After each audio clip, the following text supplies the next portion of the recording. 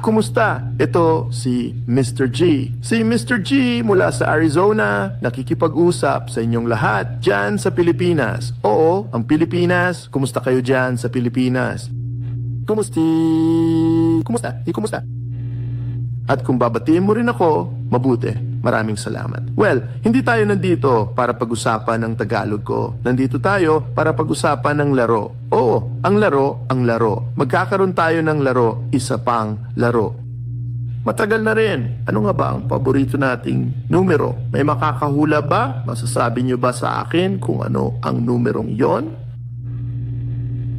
Ikaw dyan? Hindi. Ikaw dyan? Oo, ikaw. Ano ang paborito nating numero? Naalala mo pala. 5,000 pesos. 5,000 Philippine pesos. Oo. Bago matapos ang linggo, sabihin nating pagsapit ng weekend, magkakaroon tayo ng laro para sa 5,000 pesos. At tungkol ito sa kristal. Oo, may suot akong kristal, regalo ng asawa ko para sa Father's Day. Oo. At kailangan mong hulaan kung ano ba talaga ang bagay na ito. Anong klaseng kristal kaya ang makukuha ko rito? Kotse ba ito? O baka naman isang bahay? O baka naman isa na namang Marvel character? Kailangan mong manghula at kapag tama ang hula mo, mananalo ka ng 5,000 Philippine pesos. Tama yan. Kaya manatiling nakatutok, manatiling malusog, mag-ingat at hanggang sa muli. Paalam muna sa ngayon. Nako, alam niyo ba, nakalimutan namin sabihin sa inyo. Nakalimutan kong sabihin sa inyo at sasabihin ko na ngayon. Kung makakakaya ko, kung makatingin na ako sa camera na to, di ba? Nandiyan ba kayo? Oo, Pilipinas. Kinakausap ko kayong muli riyan sa Pilipinas. Tungkol doon sa 5,000 peso game, yung paghula sa crystal gift ko, item, gawa ito sa purong crystal, katulad ng mga Marvel characters. Baka isa itong ibang Marvel character. Hindi natin alam, hindi mo alam. Pero kapag nahulaan mo ng tama, makukuha mo yung 5,000 pesos.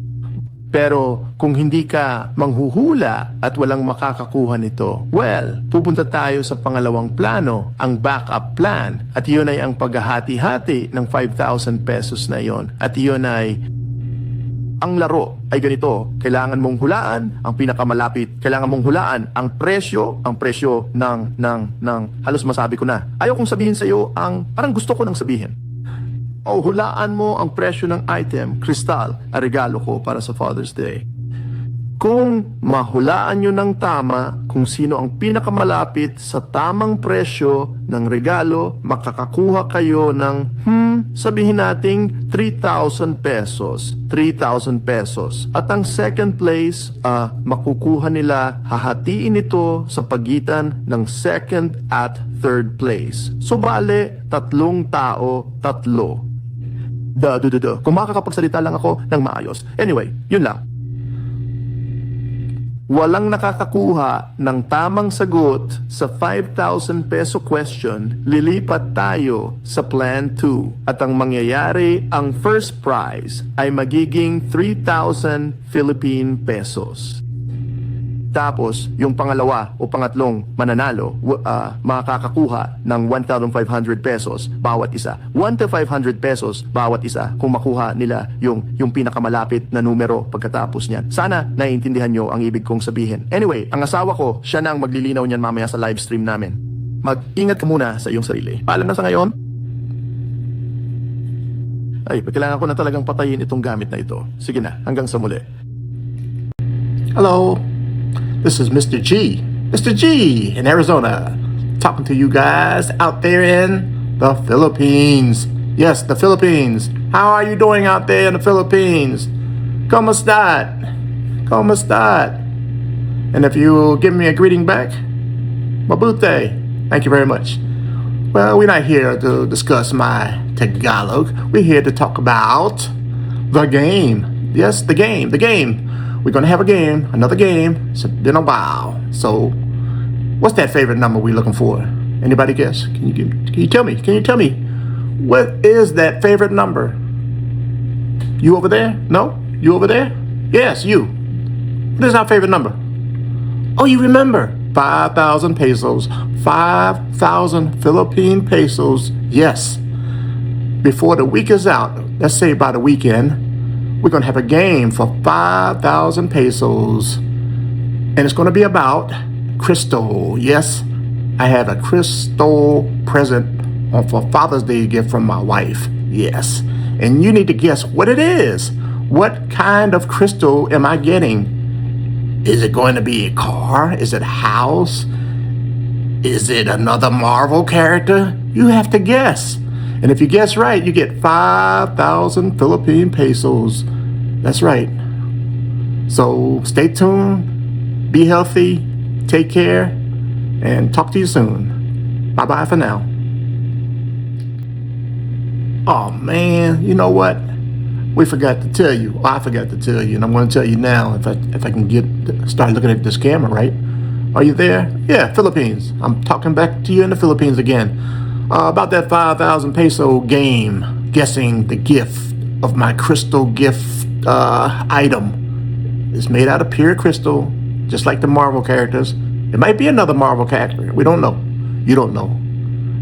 But if you guess right, you get that 5,000 pesos. But if you do not guess and nobody gets it, well, we're going to go to the second plan, the backup plan. And that's going to be dividing that 5,000 pesos. And that's going to be, the game is going to be, you have to guess the closest, you have to guess the price of I almost said it. I don't want to tell you this. I want to give it away. You have to guess the price of the item, the crystal, my gift, my Father's Day gift. If you guess right, whoever gets the closest to the correct number for the price that was paid for the gift, you get, let's say, 3,000 pesos. 3,000 pesos. And the second place, and they'll be divided between second and third. So it'll be three people, if I can talk right. Anyway, that's it. Nobody gets the 5,000 peso game question right. We'll go to plan 2. And that will be, first prize will be 3,000 Philippine pesos. And then the second and third prize winner can get 1,500 pesos each. 1,500 pesos each if they get for the closest numbers after that. I hope you understand what I'm saying. Anyway, my wife, she'll clarify that later in our live stream. So you take care for now. Bye. Oh, I gotta turn it off. See ya. Sana isa sa inyo dyan sa Pilipinas ang manalo ng 5,000 piso na premyo sa laro na hatid ni na Greg at Rachel Robinson, na para sa inyong kaalaman, iisang mananalo lamang ang maaaring makakuha.